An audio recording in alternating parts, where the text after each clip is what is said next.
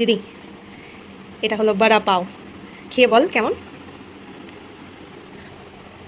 চলো, আজকে বানাই সেই ভাইরাল মহারাষ্ট্রিয়ান রেসিপি বড়া পাও। প্রথমেই আলুটা সেদ্ধ করতে বসিয়ে দিয়ে মায়ের সাথে গল্প করতে করতে আমি কয়েকটা রসুন ছাড়িয়ে নিয়েছি। এরপরে সেই রসুন, শুকনো লঙ্কা আর হালকা ভেজে নেওয়া বাদাম নুন দিয়ে পেস্ট করে রেখে দিয়েছি। কালারের জন্য কিছুটা কাশ্মীরি লাল মির্চ মিশিয়েছি। এখানে একটা ভুল ছিল, যেটায় আমি জল মিশিয়েছি, এটা চেষ্টা করো যেন পাউডার ফর্মে হয়। এরপরে অন্যদিকে কারি পাতা, ধনে পাতা, কাঁচা লঙ্কা দিয়ে একটা সবুজ চাটনি বানিয়ে কড়াইয়ে গোটা সর্ষে, গোটা জিরে ফোড়ন দিয়ে ওই সবুজ চাটনিটা কিছুটা দিয়েছি। এরপরে সেদ্ধ আলু দিয়ে ভালো করে মিশিয়ে ভাজা ভাজা করতে হয়। এরপরে ওই মিশ্রণটা থেকে ছোট ছোট বড়া বানিয়ে নিয়ে গুলে রাখা বেসনে চুবিয়ে নিয়ে তেলে দিয়ে দিলেই হয়ে গেল।